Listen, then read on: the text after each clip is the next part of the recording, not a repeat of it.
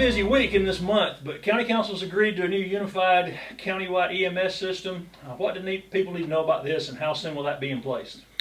It really goes into effect September the 1st, so there's a great deal of work that is taking place to get ready for that. The meeting was last Tuesday. They made that decision. Now it is our job to implement that decision, and we have begun the process by advertising for paramedics. We have received a great number of applications for paramedics. What this is going to do, in essence, is really double the amount of emergency vehicles on the road. A private contractor will handle the basic transport, but what the county will do, will have quick response vehicles, which are things like Tahoes, and they will have paramedics. There are different levels on emergency assistance you can receive. Paramedic is the top, and we will have those stationed pretty much where they are in the county right now. And hopefully they will, well, not hopefully, they will be first on the scene. And then if transport is necessary, transport will be right behind there. If it's necessary, the paramedic will ride with the ambulance back to the hospital. But hopefully we're going to greatly improve our response. It was a very difficult decision for council. A lot of nice people work for rescue squads, done a lot of work for a lot of years, but that was the decision council made, and we're going to make sure it's implemented correctly. And like I mentioned earlier, with twice the number of vehicles on the road, and basically in the same locations that they were, and we're in a dead run to make it happen. Any idea how many paramedics will suddenly become county employees? I don't know, but one thing the county has when you have county paramedics in a lot of the rescue squads and a lot of places don't have access to the insurance county employees did, and they will also be eligible for a state retirement. Now, lots of squads had 401ks and different arrangements like this, but they will be eligible for state retirement. And another thing that council's instructed us to do, if you've been a paramedic somewhere for 15 years, we will take your seniority into question. We can't give you 15 years in the retirement system, but the council told us to take that into consideration and don't treat people like they just walked in the door and they're rookies. So a lot of moving parts to this, but we're doing what they told us to do. And there's a couple other things that were sort of lost in that long, lively council meeting. One was council approved recommendation by Councilman Glenn Davis to honor the late Gracie Floyd by renaming the event center at Broadway Lake after her. Several council members who'd worked with Floyd seemed to think she would really have appreciated this honor. And she was instrumental in getting that center out there, right? That was. Before it was the Gracie Floyd Event Center, it was the Gracie Floyd Event Center.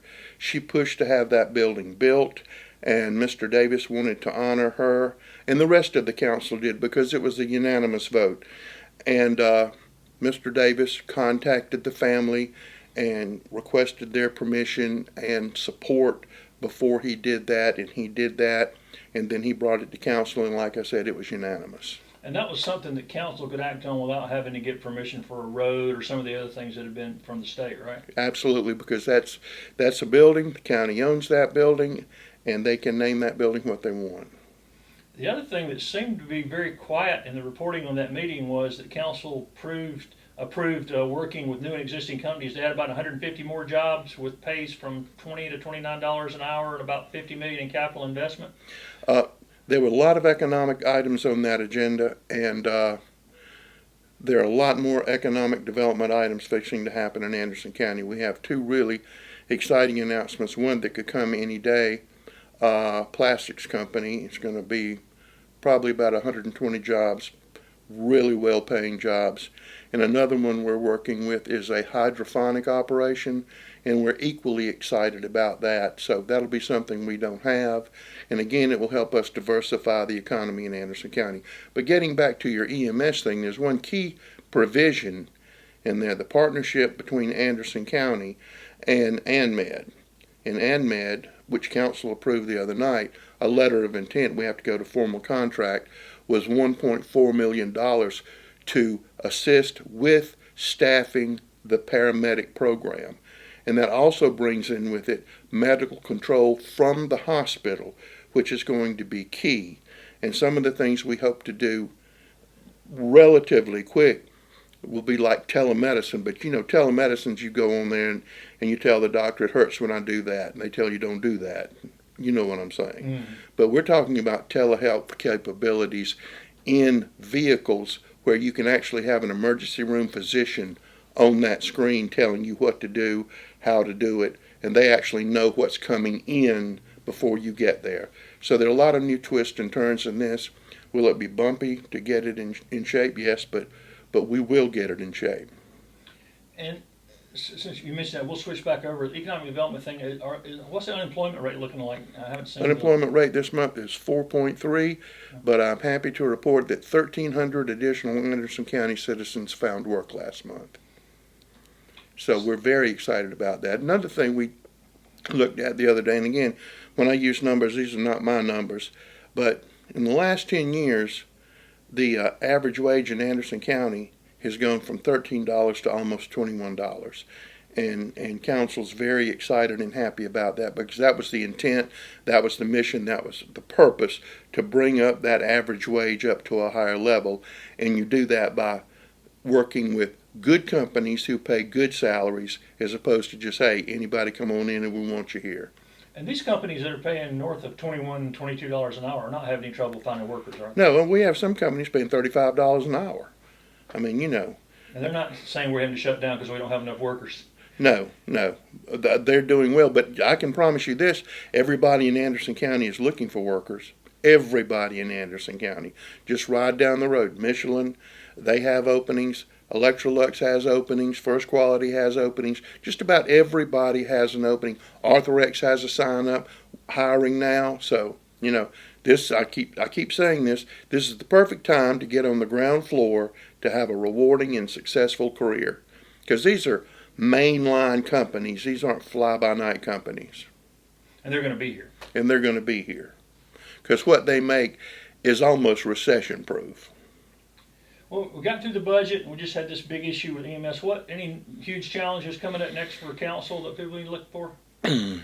Implementing EMS is going to be a bear, but we're going to get it done. Council told us to do it, so we're going to do that. Integrating all of these new features is going to be important. Staffing up is going to be important. But we also have a lot of challenges, but we also have some projects that council has requested that we do. Councilman Wright is very big on Kid Venture, as well as Councilman Glenn Davis. Kid Venture is about, we have patched hell together and everything, but we're going to be doing a complete rework of Kid Venture. It's going to be about $1 million project. It will be the only ADA playground in Anderson County. The city of Anderson is going to contribute a significant amount of money to make that possible, and we will be using a lot of accommodations tax funds which can be used there. And there are some grant programs that have opened up on the federal level to fund tourism and recreation activities. So we're really excited. Our goal is to have that open, the brand new revamped Kid Venture, by Memorial Day. And we can do that, and we can get that done. And so we're very excited about that. So what? Finally got a timetable then. Yeah, but it's going to also expand the size of Kid Venture tremendously. And we're also going to have bathrooms out there. Equally as important is the park revamp we're going to do in Wellington, which is in the Homeland Park area. And we have a major project going in that area, and we're about to get that Wellington Park underway. And we want Memorial Day to be the opening day for that to happen too. Plus, we're also looking for and always finding money for Dolly Cooper Park. As you know, we just unveiled the master plan for Dolly Cooper Park, and also happy to report that we have $400,000 that Representative Westcox got to go, that $350,000 he got out of the state budget for more improvements at Dolly Cooper, and $50,000 contribution from New Springs to put a picnic shelter out there. So we're excited about that. All of that stuff is underway now to get that ready to go.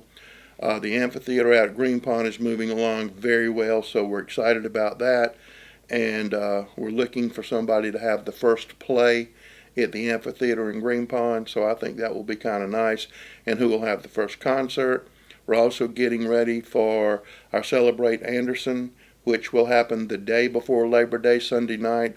As you know, it's free. I think it's going to be really good this year because we're going to have rides for small children in front of the Civic Center. The cost of that will be nothing. And we're also expecting to have a huge balloon presence, which looks like we're about to pull that together. And John Michael Montgomery will be the headliner. The winner of the United Way's American Idol competition is going to be singing. And as always, the T.L. Hanna Jazz Band will be opening up. So we're hoping to have a full day on Sunday and maybe even something on Saturday afternoon with the balloons. So we've got that we're working on. And as you know, that's a celebration for everybody in Anderson County. And I forgot to mention we'll have the fireworks and a lot of the traditional stuff, but we'll be doing some tweaking to put a few things into play on that. So we've got that coming up. We have untold number of sewer projects that we're working on, and hopefully we're getting close to some of them, but we've already authorized some projects. We finished the Well Pine Sewer Project. We're revamping the 5-mile sewer line, which nobody wants to hear about sewer lines, but it's probably the main artery for development in Anderson County, so we have that. We have new people coming in to build new spec buildings. Commercial activity is increasing all across the county, and I'm glad to say that it's getting into all the county areas. So we're busy doing that or assisting in that. Before we get too far away from the parks, there's 30-something parks in the county. Yes. You mentioned some of them. Yes. That study that was done last year, did that kind of set the stage for how the parks are being prioritized and what's going to be done at them? Yes, and another thing that's helping us with that tremendously is that our accommodations tax has rebounded quite well from the recession. I mean, when we had that high school championship fishing tournament, we had 1,200 people in boats. That doesn't count mama, daddy, grandmother, children, everybody. Everything in Anderson was filled up. You could feel the ripple in the economy from all those people there, and you also couldn't get in a restaurant or get a hamburger anywhere. But that feeds that accommodations tax, which has to be used for things that promote tourism and recreation. So yeah, that was a shot in the arm, just like all the other ones are. Doing preparations for having the Bassmaster Classic here, so we've got that coming up. And there's so much going on. Still stress this to everybody in Anderson. Anderson County has $6 million to help you catch up on your rent and or electric bills. We have partnered with AIM on that. If you are behind in your rent and your utilities, in a lot of cases we can help you with that money. That money came from the federal government, and we are, as I said, working with AIM to get that out. They're about to lift the eviction stay. And so if you're in that shape, or you know somebody who is, or you talk to somebody, if I see 3 people in a group, I tell them, even if I know that they don't have that problem, but it is so difficult getting that word out, you don't have to be thrown out. And this is just as equally important for landlords. You know, They don't need a court order to go get help here. No, you just go to AIM and fill out an application, which is not burdensome. And lots of people qualify, and you don't have to pay it back. So it helps the renters, it helps the landlords, it helps the economy. Lord, we don't need any more homeless people on the streets. And backing up just a little bit too, you mentioned Green Pond and all the stuff that's continuing to go on out there and booked all the way into next summer. I know this surrounding the lake. What have you heard about the Shores of Asbury delays trying to get up and running? I understand they're working with DHEC and the U.S. They work with DHEC, the Corps of Engineers. They've had some stormwater issues, which we have addressed. And so they're still hoping to get open this year. The weather, the rain, has slowed them down tremendously. But as of yesterday, they were still moving forward. Another thing that's just happened this week, the historic fountain that was in downtown Anderson, then at the museum, has been disassembled, is being moved for restoration. I don't guess there's any chance it'd ever come back downtown with it. There's always a chance of that, but the fountain was about to disappear. Right. It was rusted out. It was in horrible, horrible shape. And council knows that's one of the landmarks for Anderson County. And so we contracted with the same people who restored the Hunley. So the fountain was packed up this week. The little cherubs were cradled as they were carried out, and it is now in Charleston in a bath of some type of mixture so we can bring it back and preserve it for future generations. And the museum's working on their largest permanent exhibit. Yes, we're working on Veterans and War, and that's going to be a huge major exhibit honoring veterans in Anderson County from all wars, everything, and it's going to be spectacular. But our museum is spectacular now, and if you haven't been there, I urge you to go. And if you're there, buy something at the museum shop, because that helps operate the museum. Kind of shifting gears, the South Carolina Senate said they're expecting to have redistricting done by October. I wonder how that'll impact Anderson County. Redistricting is going to affect everybody. Here's the deal. Every 10 years you redistrict. I mean, every 10 years you do a census. That's in the Constitution of the United States. It's not like somebody said, why don't we do a census every 10 years? And in every 10 years you redraw the lines. What are some of the possibilities? There's a lot of possibilities because of Anderson's rapid growth. You're going to see changes in county council seats. You're going to see changes in House seats. You're going to be changes in Senate seats in Anderson County. Some districts may actually get smaller. Some may get larger. I mean, Powdersville continues to be the fastest growing spot in upstate South Carolina. And so, you know, with all the number of people there, that district's going to shrink. It has to shrink because they have to be balanced. And you have the same thing happening in the Pendleton area coming down this way, and the city of Anderson with the growth that's occurring around the city of Anderson and in the city of Anderson. So it's going to be very interesting, but we can't do a doggone thing right now because we don't have census numbers. I was going to ask you one of those and numbers. Allegedly we will have them in September, which is very, very late for us to do what needs to be done. Because, you know, when you get them, the solution isn't there right then. You really have to work to make it work well. But then, thank goodness, we can just be involved with county council, but the state will have to be involved with all of that other stuff. And it's also going to affect congressional districts. So it should be an interesting year. When was the last time county council lines were redrawn? 10 years ago. They weren't drawn much then. They didn't change much. And it didn't have too much, but everything was kind of static. So you just tweak here, tweak there. But this is different. This is entirely different. We talked about the AIM thing. Let's talk about infrastructure. Everybody's talking about infrastructure. You mentioned the sewer things and updates. What about road work? Is there somewhere citizens can find out what roads are being worked on? We put out that information on all the roads that are put out. You can look at our website. You can look at the Anderson Observer. We try to get that information out to everybody. We work closely with DOT, South Carolina Department of Transportation. We work closely with our C-Fund Committee, and we're doing what we can do. But we're also looking at new monies that are coming in from these various programs, these rebuild programs that Congress has passed. We're making sure that we get every bit of money that we're supposed to get, and then if we can steal some from some other people who aren't using it, we'll get that money too. Has the needle moved on the county square property at all? Are any meetings scheduled? Or we still nothing that is absolutely perfect for that spot, and construction costs right now are so high, and there's so few people in construction, we can just tend to be a little more patient. Would there be a problem with just grassing it over for now? Or As a matter of fact, we have a study not a study, but we're looking at grassing it over right now, and just making it a pretty green space for the time being. Get rid of Plywood Park, so yes, people are starting to call it. We had to get rid of Plywood Park. Some of the countywide senior programs were put on hold during the pandemic year. Are they all back up and running full? Most of them are back up full speed ahead, and we're very happy about that. And our special population programs are back full speed. Just about everything is back to normal, and we're keeping an eye on what's going to happen. Cause I was going to ask you, is there a contingency plan in place? You got boxes of masks and everything ready? We got stuff.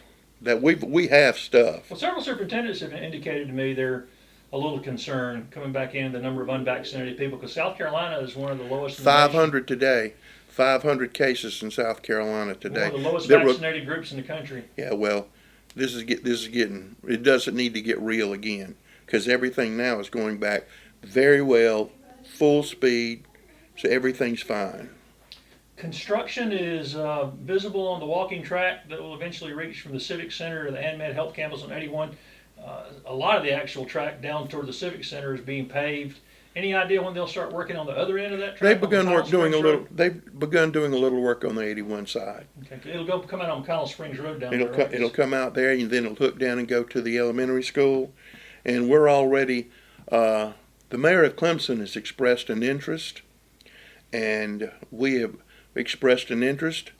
Is it crazy to think about a trail from Clemson to Pendleton to Anderson? I don't think it's crazy. I think that might be a very good project.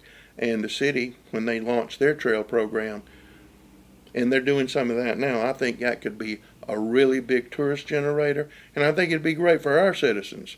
I mean, you've got the Swamp Rabbit Trail. People forget, when we finish connecting the Civic Center to 81, we're going to have 8 miles of trail. That's a big trail. The people who use it know it's there. The cyclists who use the East-West Park, they know it's there. But I mean, that's a brilliant start, so why stop there? And tons of people use the AnMed track already, so if you connected them, you connect and people use the Civic Center, you already got people in spots using it. Yeah, this way they can meet in the middle. Right. One thing that a lot of people have been talking about lately, and I know I've been talking to people a lot about lately, and I get a lot of questions on the relationship between the Anderson County Fire Commission and county government. Well, people don't understand that the county has nothing to do with the Anderson County Fire Commission.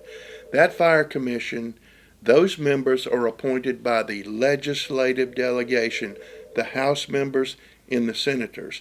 They are completely separate from the county. It's odd. In some places it's like that. Is that unusual, though, in the state? It is kind of unusual, but it's not unheard of in South Carolina. But it all happens because a lot of these things were started before home rule. And so that's what you have. And you have the Anderson County Fire Commission, and they work with all the other fire departments, but they don't work with Honeypath because that's funded by the town.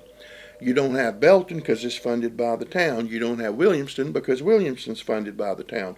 So those are not under the Fire Commission rules and regulations, but just every other fire department is. That's why it's so confusing for people. It is confusing because we have people that come to us about the Fire Commission, and we said, you need to talk to your legislative representative or the fire commissioners because we really don't have anything to do with that. And even the maps showing who's covered by what are a little more difficult to find than they should be. If you know where you live, but you don't know which fire department is your fire department, unless you're in the city somewhere, it's confusing. Yeah, well, the firemen know where the districts are. I promise you that. If you call 911, they'll tell you if your house is on fire. Yeah, they'll know. The fire commission dispatchers, they know where you are. And you said a while ago that there's some more economic development news coming. Is it anytime soon, or? Yeah, I'm expecting one press release today, but I'm probably not going to get it until Monday, and then another one in about, I'd say, 28 days. No, not 28 days, maybe 18 days. And part of that growth, I know. Councilwoman Cindy Wilson gave a report Monday night about her group. They're trying to encourage growth in the county, not to be high density housing and stuff. We're starting to see a lot of other conservation subdivisions, and council's been working on this for some time. I think they're getting closer to have a rule, and basically what that does is you leave a lot of green space in its most elemental form, and you have more density with the houses, but they're closer together, but there's a whole lot of green space, and it's something that we hope developers find desirable. There are examples of this. We have one that's going to take place going out 24, going out in that direction. It's going to be based on those principles. So hopefully we'll have something before council to vote on in maybe a month, something like that. But land use is a big issue in Anderson County because everybody's coming here. We haven't talked about this in a while, but any movement on getting the monies to clean up the mill site to maybe expand town that way? If you would look right now, we have put out a request for proposal for the Equinox mill site. As you know, we bought it from a person who had robbed, raped, and pillaged that property and took everything of value. We know there is a lot of interest in that site. We have met with them, but for the sake of fairness, that RFP is on the street. And what we're looking for is somebody to come in and put apartments and houses and green space. And we're going to find somebody who wants to do that, because with the textile mill tax credits and other incentives, developers want to do that. Now, they want to do that because they're going to make money, not because they think it's the greatest thing in the world, but they're going to make money, and if we get a nice development out of it, but Equinox is going to be the first one. As you know, we have finally finished up cleaning up Toxaway, that mill site, and I'm thinking right now the best use that council would see for that would be as a green space. And we would keep it mowed and just let it be a pretty space. If you haven't been down to the Viva site, where all the tires in the United States were, Above and underground. Above and underground, we really probably have only 5 more dump truck loads of tires. Then we can start filling in that area. And council's plan for that forever in a day is to keep that as a beautiful green space and do away with that eyesore. And closer to downtown, if we can get the mill site, it's the natural place for a town to grow. I mean, for Anderson to grow. Oh, I can assure you that the old Abney Mill site has lots of people looking to do development on that site because it's just a natural. And you also have people looking not necessarily on that site, but in areas on that site. And I'm talking about national developers with great reputations who are looking to come in here and do something on that. That's why we're doing that with Equinox. And we're also mapping all of the mills in Anderson County and in the towns because we think we can replicate this throughout the county. They're fixing up an old mill in Pendleton right now, and that's going to be absolutely gorgeous. And so we're pushing that as hard and as fast as we can. And it really allows for the natural development of the cities and towns to be able to have, because those are usually very good locations. It's just getting them cleaned up. And they have water and sewer, so you're not looking to put water and sewer there. And you have roads, so they're ideal. Well, finally, the only reason some people watch this is for this next discussion. As we sit here today, it's 125 days until the unofficial lighting of the Anderson County Christmas tree downtown. I just wondered if you have any stats yet on how tall it will be this year. I think it's already grown at least a foot by now, but with 120 days and Miracle Grow, it's going to get a little bit taller than that. And what day do you perform the annual lighting of the Santa in your office window here in the historic courthouse?